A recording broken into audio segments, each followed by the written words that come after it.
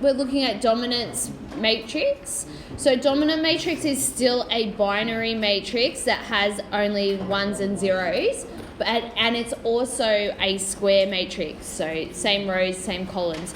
It's very similar to a communication matrix except for one difference.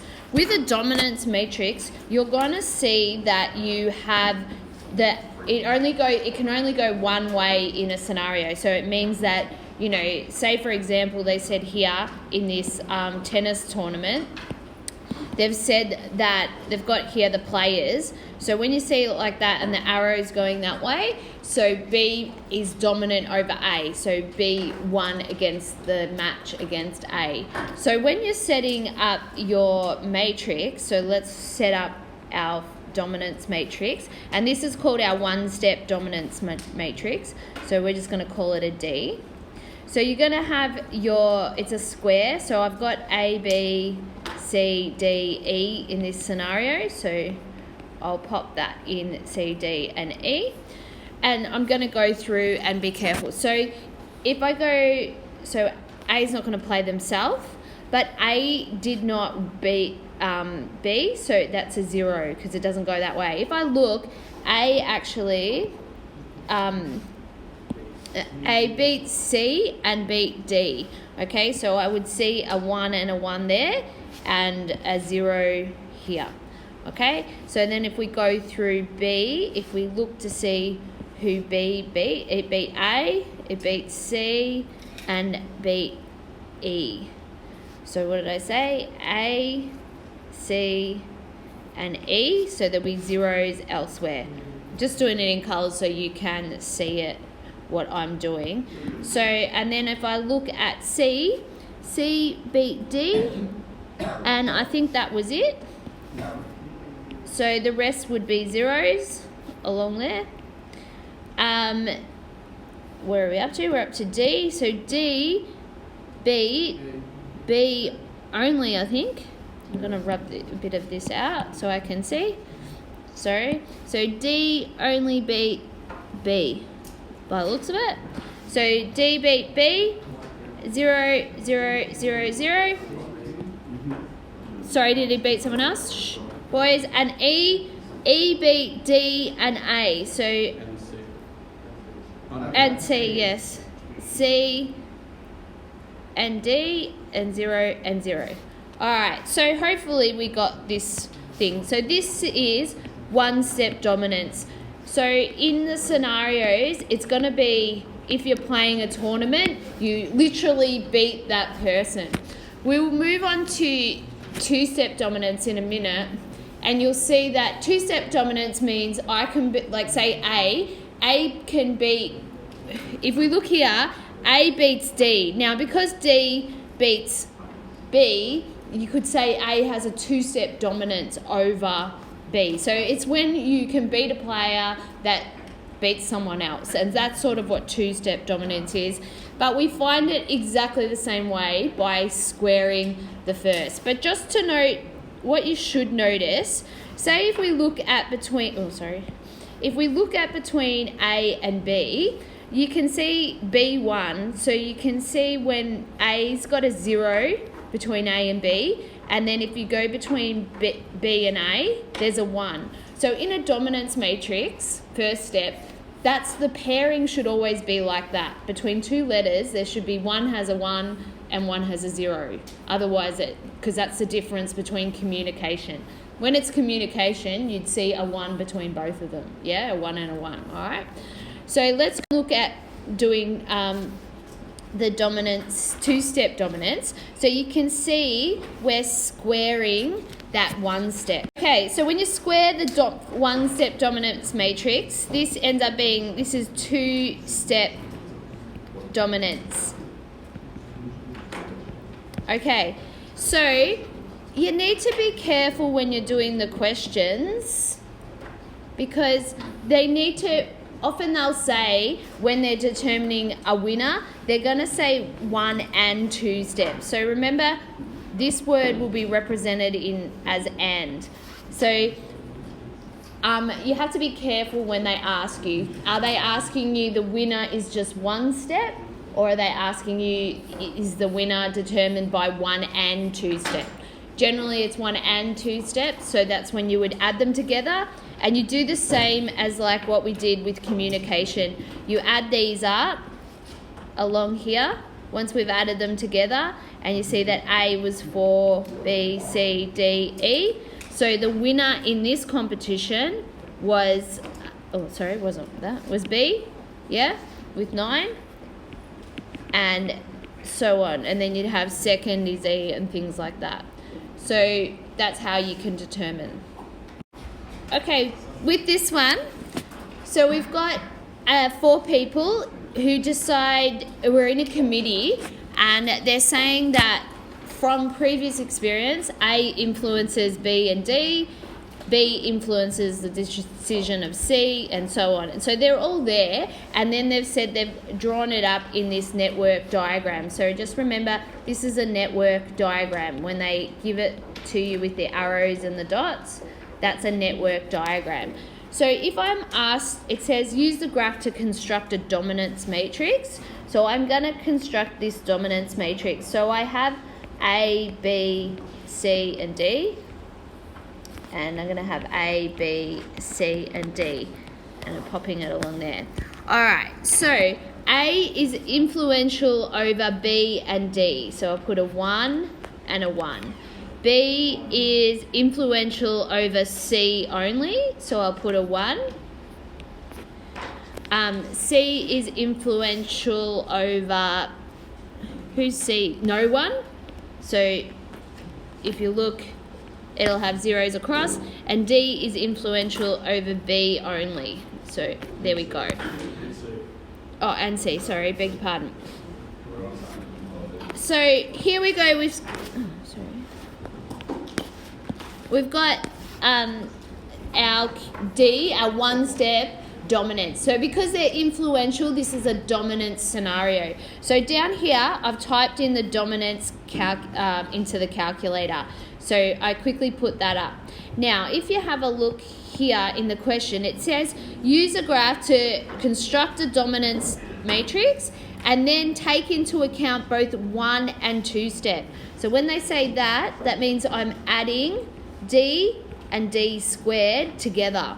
So what have I got to do? Once I've typed this into the calculator, if you press enter, it ends up over here.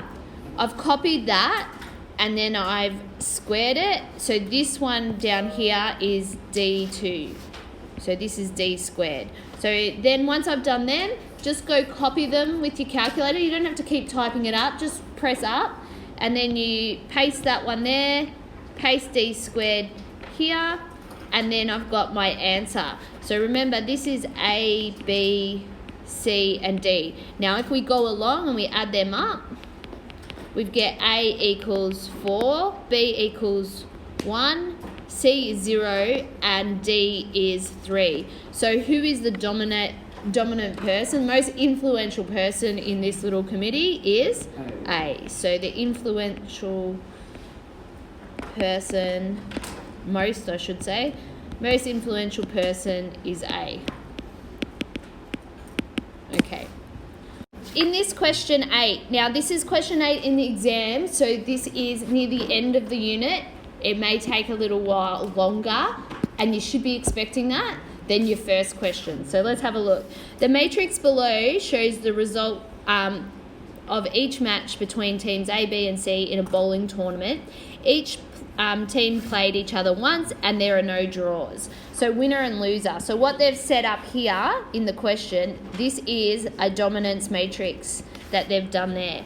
Now, it says in the question, it says this tournament, each team was given a ranking, and that was determined by calculating the sum of 1 and 2 step dominance. So that's them asking us to do D plus D squared to determine the winner. And then, so the team with the highest sum is ranked number 1, and the team, and so on. So using this method, C was ranked as number 1. Now, Team A would have been ranked as number 1 if the winner of one match had lost instead of the match between, so instead of something. So a one match was different. So over here, I have done d squared. So if you look here, I typed in this matrix into the calculator and I've squared it, and so this was d squared here. So here I've added d and d squared, and I just wanted to see how we got the winners. So here was A, B, C, D, and if you look, A was 3, B was 4, C was 5, and D was 2. So yes, you can see that C definitely was the winner. It's the highest. Now what they said was one game changed. So I reckon the best thing to do is to adjust your original D with their options. So we're going to adjust this original one. So in the first scenario, this first scenario here, if that game between A and B was won differently. So what at the moment, if I look up there, B beat A in the first scenario. So I'm going to change that. So can you see down here in the D, in that first original D matrix, I have changed it round so that A wins. See here, A is now going to win and B lost. So that becomes my new matrix. So then I'm going to quickly see, does this option produce what I want to do? So I square it again and then I add them. So D plus D squared. Now it won't take that long if you're copying and pasting, yeah? It's not hard to adjust it and have a look. So then if we have a look, we can see A had 4, B has 2, C has, that's 5. A has 5, C has 4, and D has 3. So does A now become the winner? And that's what we wanted. So I'm happy to say that's the answer. If you look, some people might have had a look and thought this was a good option anyway, because if you look up in originally, A came 4th and B came 2nd, so that would probably is the best option to get that to change a little bit. So anyway, but I think this would be the best option to go. You would then have to trial it, just changing that number. This exam question, it's at question 3, so probably not as difficult, shouldn't take us as long. So 5 people, India, Jackson, Krishana, Leanne and Mustafa, complete a table tennis tournament. Each competitor played each other once. The result is a winner or a loser, and it's shown down below. So we're definitely getting our dominance matrix given to us here. And they're going to tell you, they're always going to explain that a 1 means they won and a 0 means they lose. So let's get to the question. There is an error in the matrix. The winner of one of the matches has been incorrectly recorded as a 0. This match was between. So what you need to do, remember I said in a dominance matrix, the pairs should be 1 and 0 between them. So let's first test out India and Mustafa. So if I go to India and Mustafa here, they got a 0. So that means Mustafa and India, one of them should be a 1. Can you see how the pair doesn't match? So this is actually the answer. But let's go show you how you can prove it. So we'll look at India and Krishana. India and Krishana, there's a 0. See how they're paired with a 0 and a 1? Yeah? So that one's okay. If I do Krishana, whatever, and Leanne. So Krishana and Leanne is 1. How do you know they don't have Aussie parents and say it like that? Leanne and Leanne and Mustafa. Where's Leanne and Mustafa? And so boys, can you see there's a 1 and a 0 in every other pair? That's why that original one is wrong.